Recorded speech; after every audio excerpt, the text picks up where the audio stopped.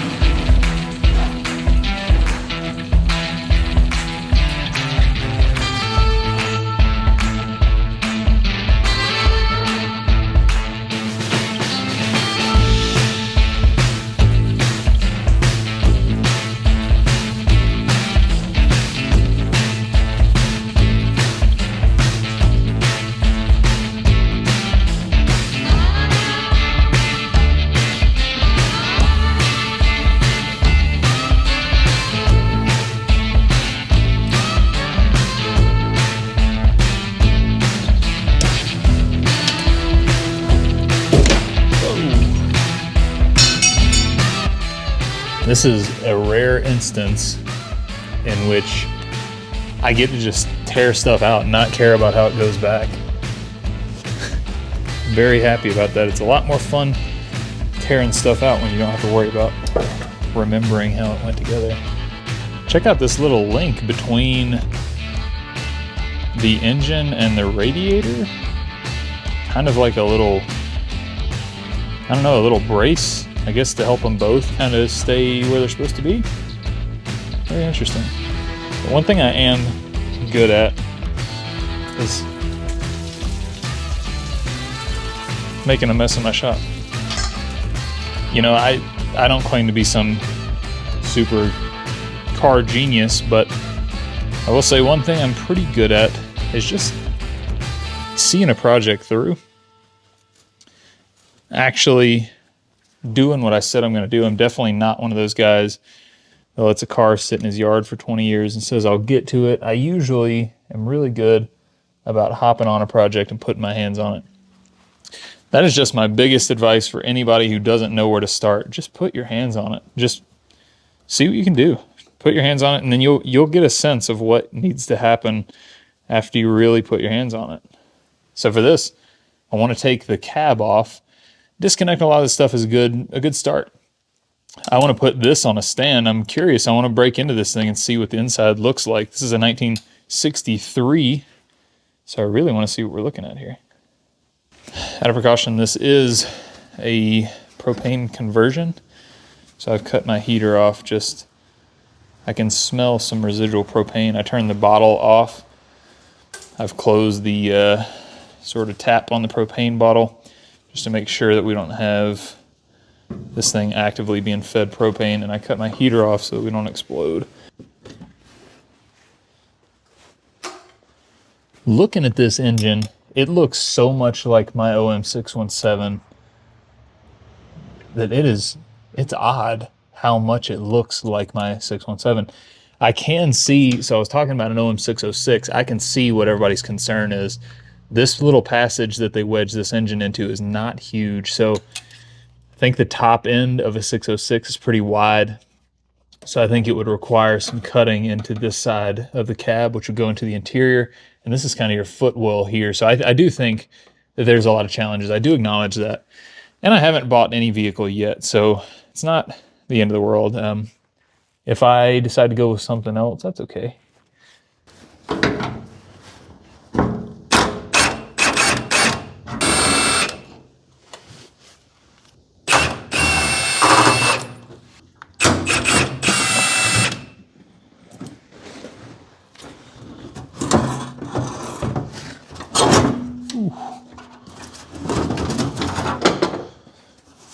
Light little hood.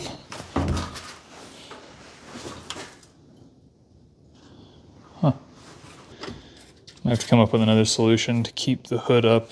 This is the hood prop. but I mean, I think I might end up chopping this to accommodate some other engine. We'll see what happens, but might need to figure out another hood prop. You know, I bought this Unimog because I think it's awesome, but I can't believe what knowledgeable folks I have, seriously, that watch this channel. I've gotten a ton of feedback and information about the 404 Unimog that I just didn't know. I've had people write me huge paragraphs about stuff, just information that they know about the 404 that I never did. So if that's you, if you're a Unimog expert, you feel free to chime in on a lot of different things. One thing that I want to know is below the radiator, right here, center grill, very bottom, there's some big cylinder. What is in that? There's some big cylinder. It has lines going to it. It almost looks like coolant lines, but I haven't investigated it thoroughly, but it's down below the grill, big cylinder. Maybe we'll figure out before the end of this video. If you know, if you're a Unimog expert, let me know. Oh yeah, that cylinder moves with the radiator when I wiggle it. I don't want to mess this old radiator up though. This is what I'm talking about. This big skid plate, this big cylinder. What is that?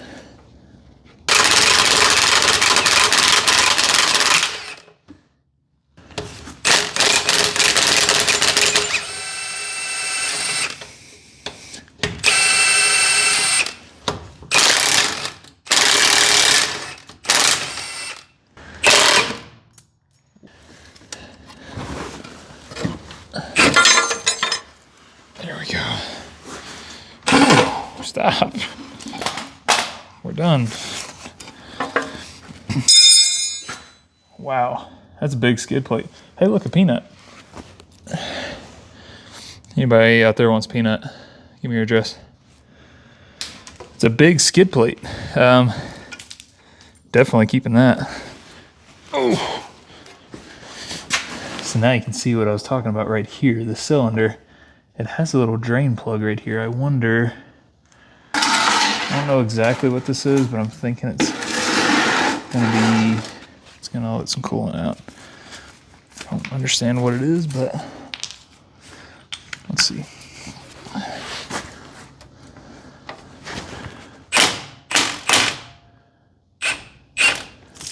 Oh, I was right. What do you know? A coolant cylinder, even though there's also a reservoir in the cab. Like I said, weird vehicle. There's a lot of weird stuff going on with the 404. If you disagree with me, if you think that it's not weird, state your case.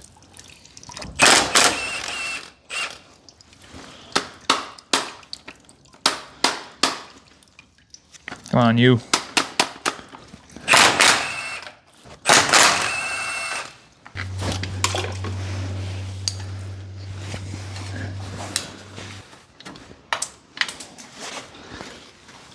Oh, there's that weird cylinder I was talking about.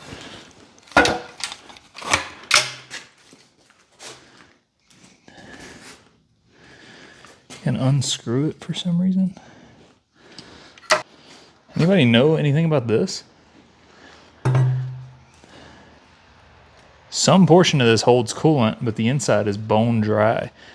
And we all saw that coolant spilling out earlier. I wonder if this is some sort of, I don't know, I can think of a couple different uses for this. Coolant flows through this. Did they put something hot in here to heat up the coolant the way the block heater does? Or did they put something that needs to get hot inside of this? I don't know. Anybody who does know, let me know.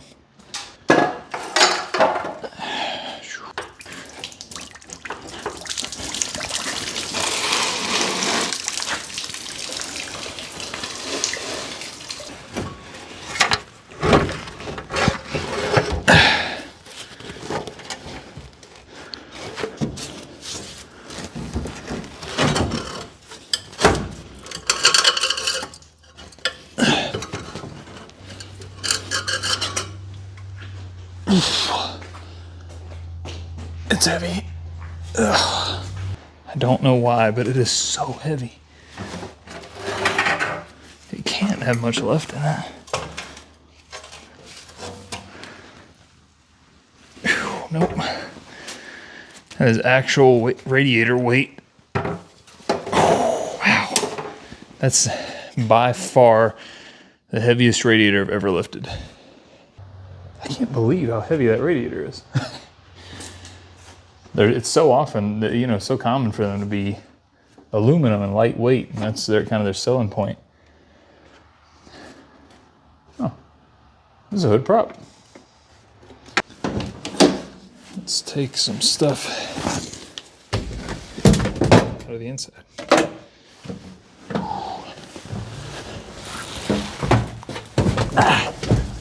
The other one. Hold this for me. You're useless. So we're not going to reuse these because they're not good insulation. They don't block heat or sound. I am going to take this plaque off though. As funny as it sounds, this plaque, I've actually looked at this a couple times when I got a little bit confused about how to shift and everything. Now I'm very comfortable driving this vehicle and I don't really need it, but it's a cool little instructional panel and it's in German, which is always cool.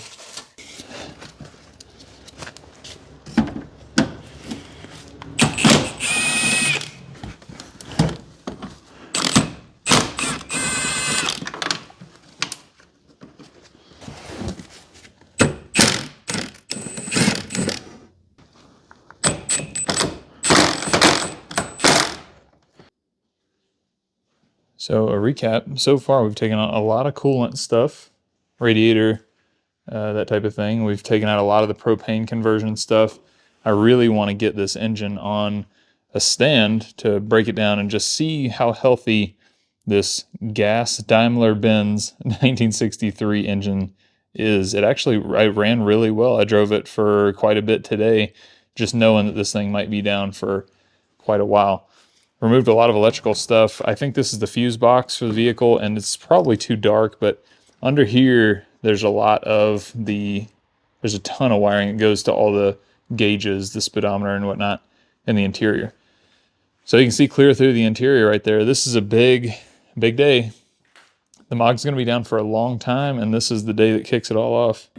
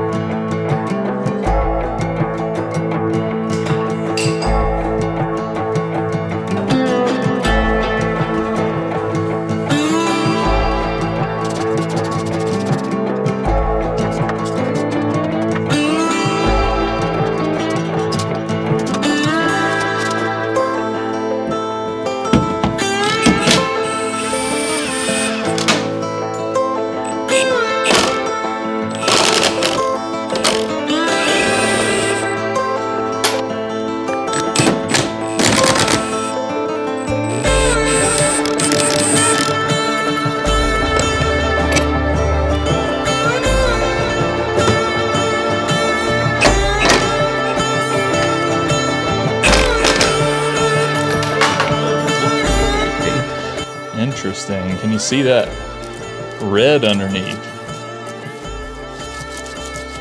Looks like they used a red primer on this vehicle. There's a lot of what looks like red primer to me. Interesting to see it up underneath the headlight, or the mirror bracket like that.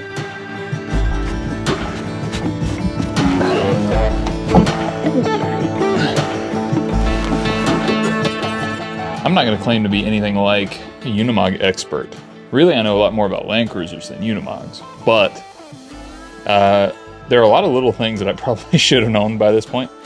I didn't even know I could adjust my seat back. Look at that.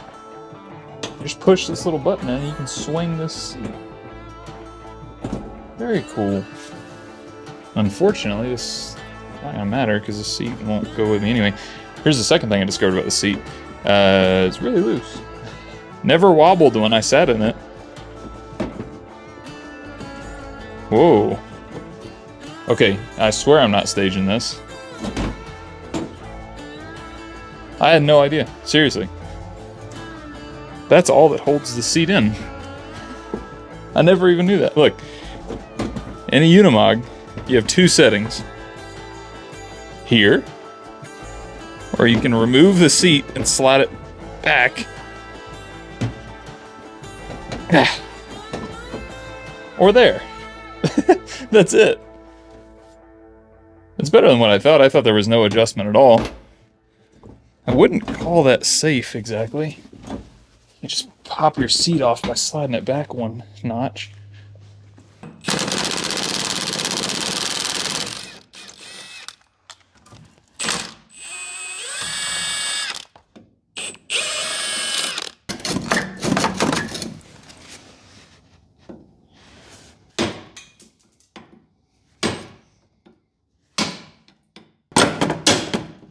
There you go. All right.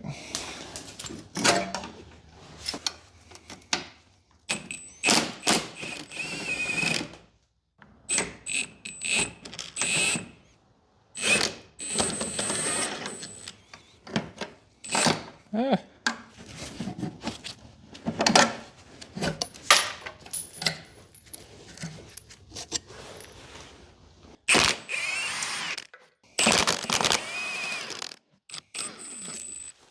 More red primer. Interesting.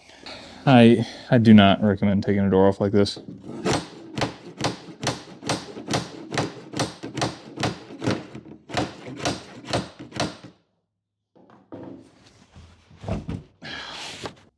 On the topic of adjusting the seat, I found something else that's really funny. So you can adjust your seat back, forward and back like I was showing you, but the seats are all identical. And the adjustment is on the left side, so you have to wiggle your way in there to figure out how to do it. I also see a hinge under this seat. I wonder if we have some sort of panel under here. I don't know if you can tell on camera, but the passenger seat sits very differently than the driver's seat, which I suspect is the reason for some of this adjustability. The driver's seat sits flat. Can you tell on camera? Let's see. Yeah, you can kind of tell the angle that the passenger sits at. So your thighs are at this angle, and then your calves and shins are straight, and your foot sits flat against a basically vertical wall, the firewall essentially, even though the engine's over here. Your feet are essentially under the hood, but your feet are up against a flat wall, whereas the drivers have a much more normal position. Poor passenger is just sitting really strangely in here. There we go. Ooh, there's instructions behind the seat.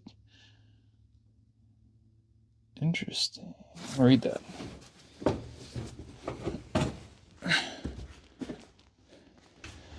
Also notice the hatchet up underneath the passenger seat. I did point this out in one of the early videos.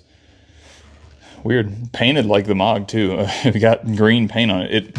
The handle is wooden, and it almost looks like they painted this while it was sitting in the vehicle. Very half-assed way to do that. Look at this little trap door deal. I never knew about this. I wonder what's in there. So this is all in German, but Wow. All right, I want to use Google Translate on this. This is something I definitely want to keep. It appears to just be like an overview of the 404 and things to look for and such. Oh, it's a service. It's service intervals. So at 2,000 kilometers, every 500 kilometers, so on and so forth. And it has numbered points to inspect and things to change, I guess. Wow, cool. Okay, so let's see what's in this little trapdoor.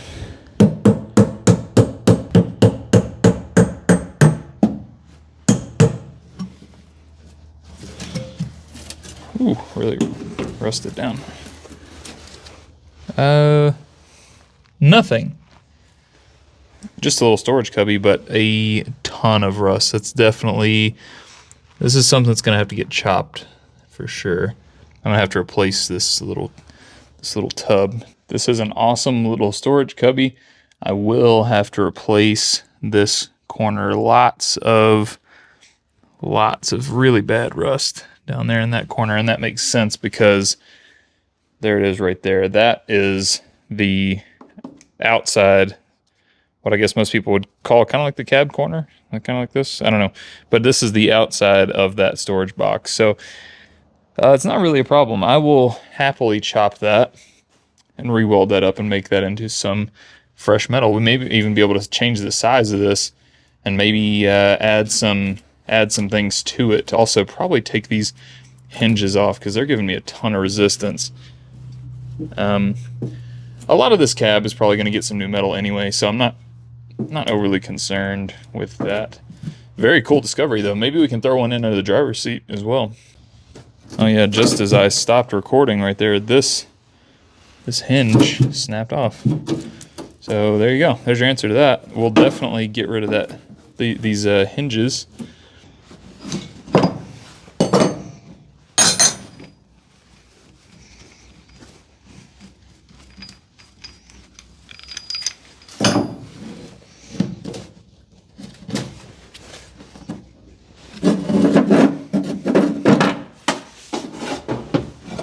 Nice.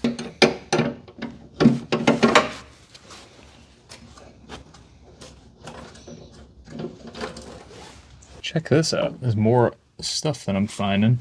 So this is a reserve tank for fuel. So I guess turn this to choose your tank. So you can see there 9 gal. So the remnants of that right there, gasoline.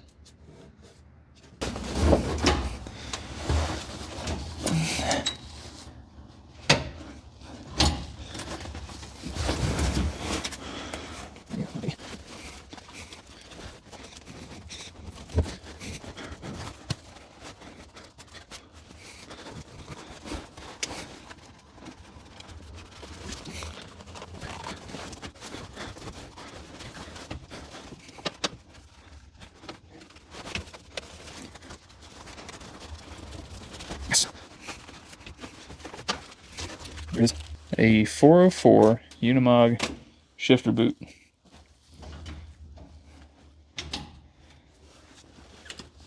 If you didn't know, if you haven't seen my original video, it's forward and reverse. So that's forward, that's neither. That's reverse. Got your gear selector, park and brake, four-wheel drive.